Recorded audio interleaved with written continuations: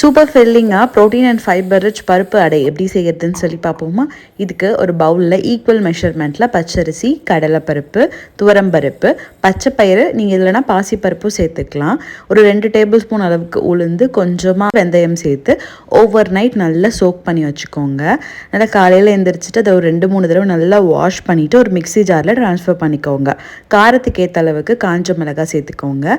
கூடவே ஒரு 2 பல் பூண்டு, சோம்பு, பெருங்காயம் சேர்த்துக்கோங்க. இது கூடவே தேவையான அளவுக்கு உப்பு, மஞ்சத்தூள் சேர்த்து நல்லா கலந்துக்கோங்க. பொடி பொடியாக வெட்டின வெங்காயம், அது கூடவே கருவேப்பிலை, பச்சை மிளகா, நீங்கள் மிளகு, அதுக்கு சின்ன சின்னதாக கட் பண்ணி வச்சுருக்க தேங்காயும் சேர்த்துக்கலாம். நான் குழந்தைக்கு கொடுக்க போகிறேங்கிறதுனால அதெல்லாம் சேர்க்கல. அதெல்லாம் சேர்த்திங்கன்னா இன்னும் ஃப்ளேவர் ரொம்ப சூப்பராக இருக்கும். எல்லாத்தையும் நல்லா கலந்து விட்டதுக்கு அப்புறமா தோசைக்கல்ல நல்லா மொத்தமாக ஊற்றி 2 பக்கமும் ப்ரௌன் ஆகிற அளவுக்கு மீடியம் ஃப்ளேமில் குக் பண்ணி எடுத்திங்கன்னா சூப்பரான பருப்பு அடை ரெடி ஆகிடும்.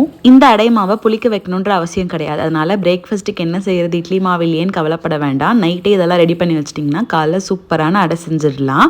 இதில் நிறைய ப்ரோட்டீன் அண்ட் ஃபைபர் இருக்கிறதுனால ரொம்ப நேரத்துக்கு உங்களை ஃபில்லிங்காகவே வச்சுக்கும். கண்டிப்பாக ட்ரை பண்ணி பார்த்துட்டு இதோட டேஸ்ட் எப்படி இருந்துச்சுன்னு என் கூட ஷேர் பண்ணிக்கோங்க.